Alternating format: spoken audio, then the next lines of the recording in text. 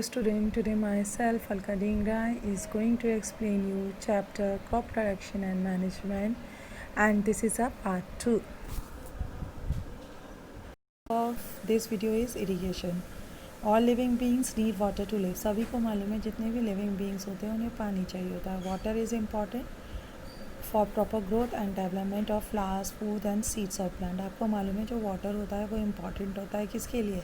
Proper growth and the development of flowers, fruits and seeds of plant. जो water होता है उसे कौन एब्जॉर्ब करता है? Roots of the plant. आपको मालूम है पानी के साथ वो मिनरल्स, फर्टिलाइजर्स उसको भी क्या करता है? एब्जॉर्ब करता है. जो प्लांट्स कंटेन करता है नियरली 90% ऑफ वाटर कंटेन करता है. जो वाटर होता है वो एसेंशियल होता है प्लांट्स के लिए. क्यों?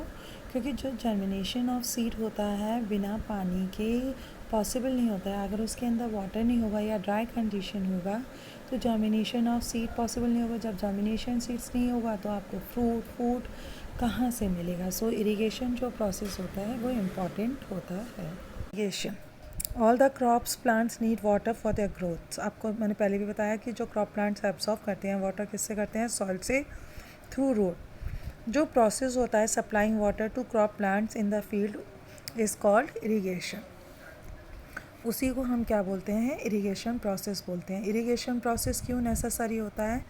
कि irrigation before ploughing the fields make the soil soft due to which the ploughing of field becomes easier.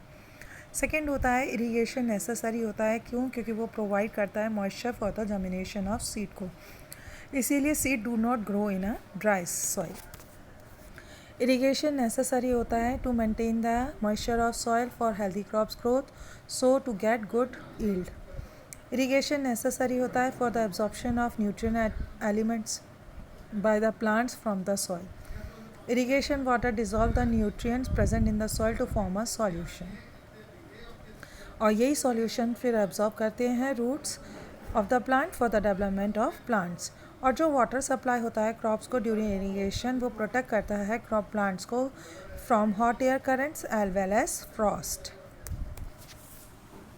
Sources of irrigation. आपको मालूम है जो कॉपर सप्लाइड करता है water for irrigation from different sources क्या होती हैं? Rivers, canals, wells, tubewells, dams, ponds and lakes. Even rain भी जो होती है वो source of irrigation of crops होती है. जो वाटर अवेलेबल होते हैं in wells, lakes and canals इसे हम लिफ्टेड करते हैं किससे? Different methods in different regions for taking it to the field. Traditional method of irrigation. जो वाटर अवेलेबल होता है वेल के अंदर, लेक्स के अंदर, कैनल के अंदर, इसको हम लिफ्टेड अप करते हैं किससे? डिफरेंट मेथड से और डिफरेंट रीजन्स के अंदर और taking it to the field. जो कैटल हो या ह्यूमन लेबर होता है यूज होता है इन दिस मेथड्स में. सो दिस मेथड्स क्या होते हैं? बहुत चीपर होते हैं बट लेस एफिशिएंट होते हैं. जो वेरियस ट्रेडिशनल मेथड्स होते हैं वो होते हैं मोट, चेन पंप, ढेकली, राहत. ये सब क्या होते हैं? बहुत अलग अलग तरीके से पुराने मेथड होते थे. जैसे मोट में हम क्या करते थे? एक पुली बना लेते थे, उसमें रोप टाइट करते थे और फिर उससे हम क्या करते थे? पानी को खींचा करते थे. इसी तरह से बहुत सारे पुराने ज़माने के जो ये थे इरिगेशन मेथड वो सक्सेस नहीं होते थे क्योंकि ये वैसे तो चीपर होते थे लेकिन एफिशिएंट नहीं होते कि तो जितना पानी हमें चाहिए वो उतना पानी इन फील्ड में इनके थ्रू पहुंच नहीं पाता था. आपको मैंने बताया था जैसे ह्यूमन लेबर और कैटल्स जब यूज़ करते हैं लिफ्ट करने के लिए water in the traditional method of irrigation में, तो जो ट्रेडिशनल मेथड ऑफ इरिगेशन होता था चीपर है लेकिन लेस एफिशिएंट होता था. जो अब इन दिनों में ये मेथड्स यूज़ नहीं किए जाते हैं. इन दिनों में हम क्या करते हैं? पम्प्स जो कॉमनली यूज होते हैं लिफ्टिंग वाटर्स को करने के लिए. ये जो पम्प्स होते हैं किससे रन होते हैं? बाय इलेक्ट्रिसिटी, डीजल, बायोगैस और सोलर एनर्जी. जब ये पंप यूज होता है to draw out water from a narrow well it is a called a tube well. Now क्या होता है? डेज ट्यूब वेल्स क्या है? Being used increasingly for lifting underground water to be use for irrigation in agriculture. Modern methods of irrigation. आपको मालूम है जो modern method of irrigation होते हैं ये हमें हेल्प करते हैं टू यूज़ वाटर इकोनॉमिकली. तो जो दो मेन मॉडर्न मेथड्स होते हैं इरिगेशन के वो क्या हैं? स्प्रिंकलर सिस्टम और ड्रिप सिस्टम. जो स्प्रिंकलर सिस्टम होता है इरीगेशन में, इसमें क्या होता है, हम एक मेन पाइपलाइन को डालते हैं फील्ड के अंदर, फिर उसके साथ परपेंडिकुलर पाइप्स को हम उसमें, जिसमें क्या होता है रोटेटिंग नोजल्स होते हैं एट द टॉप में, उनको ज्वाइन करते हैं किससे, मेन पाइपलाइन से एट रेगुलर इंटरवल्स। जब water from a tubewell allowed होता है to flow through the main pipeline under pressure with the help of a pump, it escape from the rotating nozzle. जो water होता है वो great sprinkle हो जाता है on the crop plants as if it is raining, जैसे कि बारिश हो रही हो। जो स्प्रिंकल सिस्टम ऑफ इरीगेशन था वो मोर यूज़फुल होता है कहाँ पर, अनइवन लैंड में, वेयर कहाँ होता है जहाँ पर पानी हमें नहीं सफिशिएंट मिलता है, और it is also very useful for sandy soil. Second modern method होता है वो होता है drip system. Drip irrigation system में क्या होता है, there is a network of narrow pipes और tubes with a small holes in the field. जब इनके अंदर से पानी आता है नैरो पाइप्स में, तो ये क्या होता है, ड्रॉप बाय ड्रॉप कहाँ पर गिरता है, at the position of roots of the plant पर। तो ये वाटर क्या होता है, एब्जॉर्ब हो जाता है by the soil in the root zone of the plants and utilized by the plants. तो वहाँ पे क्या होता है, कोई भी वेस्टेज नहीं होती है इरीगेशन वाटर की। जो ड्रिप सिस्टम होता है ये बेस्ट टेक्निक होता है for watering fruit plant trees and garden. Drip irrigation के कुछ एडवांटेजेस होते हैं, जैसे पहला, ड्रिप सिस्टम प्रोवाइड्स करता है water to plant drop by drop. So जो वाटर होता है वो नहीं वेस्टेड होता है एट ऑल। जो ड्रिप सिस्टम होता है ये मिनिमाइज़ करता है use of water in agriculture. तो जो ड्रिप सिस्टम ऑफ इरिगेशन होता है वेरी यूज़फुल होता है इन दोज रीज़न जहाँ पे जो अवेलेबिलिटी ऑफ वाटर की क्या होती है, बहुत ज़्यादा पुअर होती है। नेक्स्ट आता है प्रोटेक्शन फ्रॉम बीट्स या रिमूविंग द बीट्स। आपको मालूम है कि फील्ड्स में हम देखते हैं बहुत सारे अनडिज़ायरेबल प्लांट्स भी ग्रो हो जाते हैं, किसके साथ, क्रॉप्स के साथ, जो कि हमारी ज़रूरत के नहीं होते हैं। तो इन डिज़ायरेबल प्लांट्स को हम क्या बोलते हैं, बीट्स बोलते हैं। क्या बोलते हैं, बीट्स। ग्रोथ ऑफ बीट्स होती है इन द फील्ड, ये हार्मफुल होती है, क्यों, because they consume a lot of fertiliser, water, sunlight and space, जो जिसके लिए किसके लिए ज़रूरत होती है, क्रॉप प्लांट्स। अगर ये लोग यूज़ कर लेते हैं तो ये क्या कर देते हैं, रिड्यूस कर देते हैं कॉर्पीट को। तो जो हमें क्या मिलता है, लोअर क्वालिटी का फूड ग्रेन्स मिलता है। तो जो प्रेजेंस ऑफ बीट्स की होती है इन द फील्ड वो क्या कर देता है, रिड्यूस कर देता है कॉर्पीट को। इसीलिए नेसेसरी होता है कि इन्हें हम टाइम टू टाइम क्या करें, रिमूव करें। पहले तो हम लोग क्या करते थे, दो मोस्ट ऑफ द बीट्स तो गेट अपरूटेड हो ही जाते हैं, कब, जब हम प्लगिंग ऑफ द फूल करते हैं, तो ये लोग क्या करते हैं, अपरूटेड यानी कि बेकार हो जाते हैं और ये रीअपियर हो जाते हैं जब, लेकिन फिर ये रीअपियर भी हो जाते हैं जब हम क्या करते हैं, क्रॉप्स ग्रो करते हैं। तो जो ये बीट्स होते हैं ये मल्टीप्लाई करते हैं और बहुत जल्दी से बढ़ते जाते हैं। तो इस तरह से ये क्या करते हैं, बहुत ज़्यादा क्वांटिटी ऑफ सीड्स प्रोड्यूस कर देते हैं।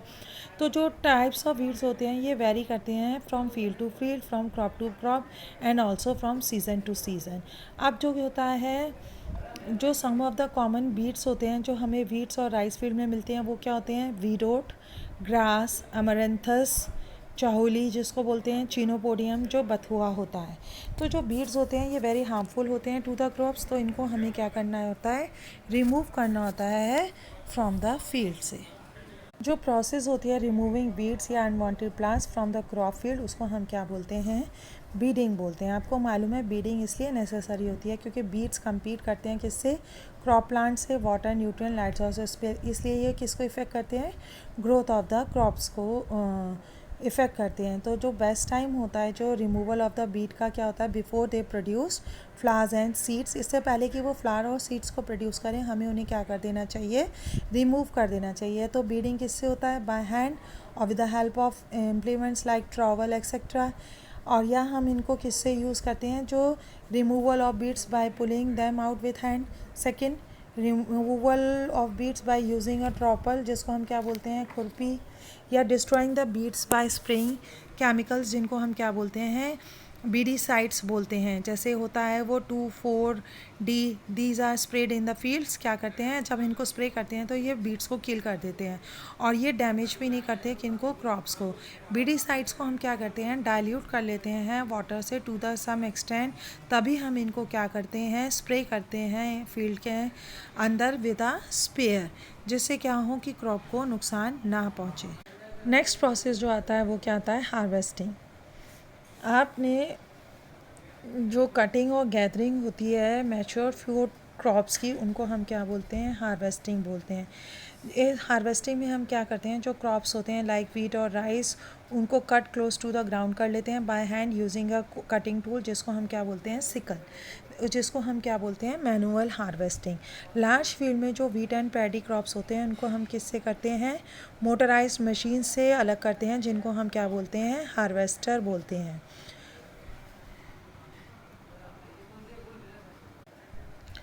The process of beating out the grains from the harvested crop plant is called threshing.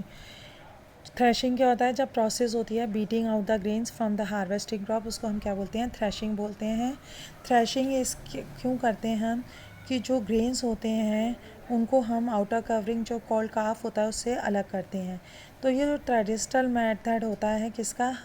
In the traditional method of threshing में हम क्या करते हैं कि हार्वेस्टेड क्रॉप को स्प्रेड आउट कर देते हैं ग्राउंड में in a small area, and various cattle like bullocks, बॉल्फ और camels may to walk over it again again in a circle. जब ये कैटल इस पर फीड क्रश करते हैं हार्वेस्ट में, तो डूस क्या होता है? जो काफ यानी कि जो उसके ऊपर का छिलका होता है वो ब्रेकअप हो जाता है और जो ग्रेन्स होते हैं वो बाहर आ जाते हैं। ड्यूरिंग थ्रेशिंग क्या होता है? जो लीव्स और जो stems of the crop plants होता है वो कन्वर्टेड हो जाता है इनटू स्मॉल पीस, जिनको हम क्या बोलते हैं? हे बोलते हैं, जिनको हम बाद में एनिमल्स के चारा, जिसको हम क्या बोलते हैं? चारा, यानी कि उनके खाना या फॉडर के लिए यूज़ किया जाता है। लेकिन अब हम इसे हम किससे अलग जो थ्रेशिंग प्रोसेस होता है, nowadays we are use a motorized machine, जिनको हम क्या बोलते हैं? थ्रेशर बोलते हैं। अब क्या होता है इन दिनों में? हम कंबाइंस, जिनको हम क्या बोलते हैं? कंबाइन हार्वेस्टर्स, उसको यूज़ करते हैं लार्ज फार्म्स में या फील्ड में फॉर हार्वेस्टिंग पोजीशन के लिए। जो कंबाइन है वो क्या है? ह्यूज मशीन होती है विच cuts the standing cereal crop like wheat in the field, उसको थ्रेशेस भी करती है और उसमें से सेपरेट भी करती है काफ को from grain in one operation at a time में। मतलब जो ग्रेन होते हैं वो क्लीन होते हैं और उनको हम डायरेक्टली क्या कर सकते हैं? फिल कर सकते हैं किसके अंदर? गनी बैग्स के अंदर। जो वन ऑफ द डिसएडवांटेजेस होता है इसको यूज़ करने का ये होता है कि ये रिड्यूस कर देता है ईल्ड ऑफ हे, जिसको हम क्या बोलते हैं? भूसा, जो किसके लिए यूज़ किया जाता है? मैंने आपको अभी भी बताया था, खाने के लिए, किनके? एनिमल्स के लिए। तो ये क्या होता है? दिस इज़ बिकॉज कि हम combine cut only the upper part of the standing crops and not from near the ground. Combine जो होता है वो क्रॉप्स को ऊपरी हिस्से से ही कट करता है, ग्राउंड तक नहीं पहुंच पाता है। जो स्टब्स होते हैं ऑफ क्रॉप्स के left in the field after harvesting are sometimes burn by the farmers, जो हमारे बाकी जो कूड़ा करकट जो बचता है उसमें फार्मर्स जला देते हैं।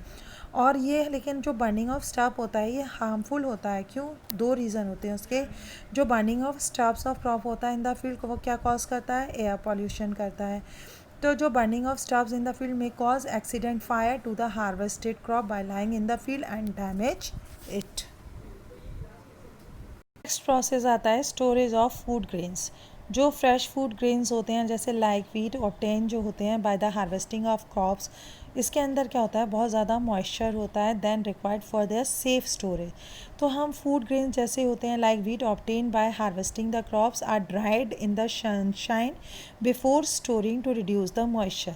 तो हम इन क्रॉप्स को क्या करते हैं? पहले धूप में सुखाते हैं, जिससे क्या हो इनके अंदर जो मॉइस्चर हो वो क्या हो जाए? ख़त्म हो जाए। ये बहुत ज़रूरी होता है कि हम उसके अंदर जो मॉइस्चर कंटेंट है ग्रेन्स के अंदर उनको हम सुखा दें, नहीं तो ये क्या होता है? जितना भी ये ग्रेन्स होता है ये स्पॉइल हो जाता है जब हम इनको क्या करते हैं? स्टोरेज करते हैं। तो इसीलिए जो हाई मॉइस्चर इन जो कंटेंट होगा फूड ग्रेन में वो प्रमोट कर देता है किसको? ग्रोथ ऑफ फंगस को और मोल्ड्स को स्टोर्ड ग्रेन में, जो क्या करते हैं? उनको डैमेज कर देते हैं और उनको क्या कर देते हैं? लूज़ देयर जर्मिनेशन कैपेसिटी को भी ख़त्म कर देते हैं। तो जो फार्मर हैं स्टोर करते हैं ड्राइड फूड ग्रेन्स को at home in metal beans and jute bags, जिनको हम क्या बोलते हैं? गनी बैग्स। फार्मर्स जो क्या करते हैं? स्टोर करते हैं ग्रेन्स किस में? जूट बैग्स में और मेटालिक बिन्स में। बट जो large scale storage of grain होता है वो डन होता है इन सिलियोज और ग्रैनरीज। सिलियोज एंड ग्रैनरीज होती है मतलब बोरी और उनमें, to protect them from pest like rats and insect. जो ड्राइड नीम लीव्स होती है उनको भी हम यूज़ करते हैं for storing food grains at home. For storing large quantity of grains in big godown, हम उसमें क्या करते हैं, केमिकल ट्रीटमेंट भी करते हैं, जिससे क्यों वो रिक्वायर्ड होता है केमिकल ट्रीटमेंट, क्योंकि ये प्रोटेक्ट करता है क्रॉप्स को किससे, पेस्ट से और माइक्रो ऑर्गेनिज्म से।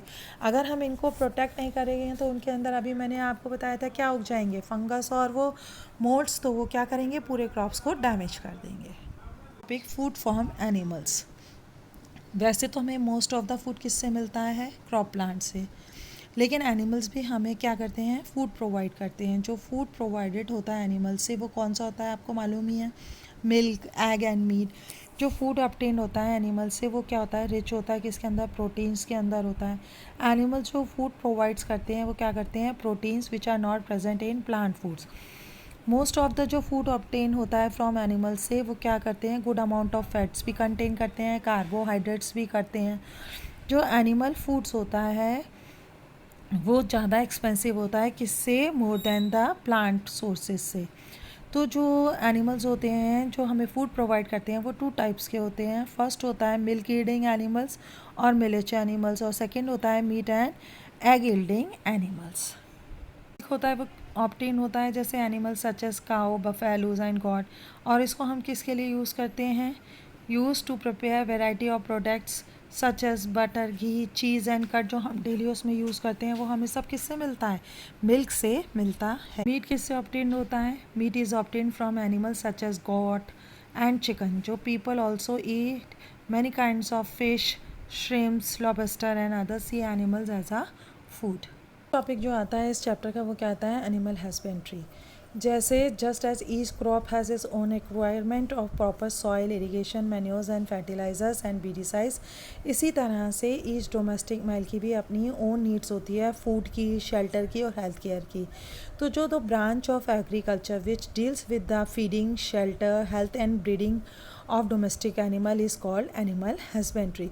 जो वेरियस प्रैक्टिस नेसेसरी होती हैं raising for food other purposes of animal husbandry की क्या होती हैं, उसमें हम क्या करते हैं, एनिमल्स को अच्छी तरह रखते हैं, उसमें प्रॉपर फीडिंग दी जाती है एनिमल्स को, प्रॉपर शेल्टर मिलता है एनिमल्स को, उनको हम प्रिवेंट करते हैं और क्योर करते हैं किससे, एनिमल डिजीज़ से, और उनकी जो प्रॉपर ब्रीडिंग ऑफ एनिमल्स की भी इन्हीं एनिमल हस्बेंड्री में किया जाता है।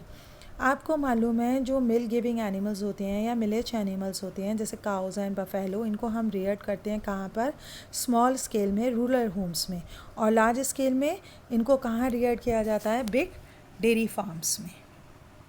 फिश एज फूड, जो फ़िश है वो क्या है, इम्पॉर्टेंट सोर्स होता है ऑफ एनिमल फूड का। जो मैनी पीपल होते हैं जो कोस्टल एरिया जैसे सी साइड एरियाज़ में रहते हैं वो क्या करते हैं, फ़िश को बहुत ज़्यादा कंज्यूम करते हैं as a part of their diet. जो फ़िश होता है वो रिच होता है किसके अंदर, प्रोटीन्स के अंदर। ये हाईली न्यूट्रिशियस होता है और इजीली डाइजेस्टेबल भी फूड होता है। ये फ़िश लीवर ऑयल जो होता है वो रिच होता है किसके अंदर, vitamin A and vitamin D के अंदर। जैसे एग्जांपल कॉड लीवर ऑयल और कॉड फिश लीवर ऑयल किसके रिच अंदर होता है, vitamin A and vitamin D के अंदर। Thank you. I hope you will understand the chapter. This is just revision of the chapter.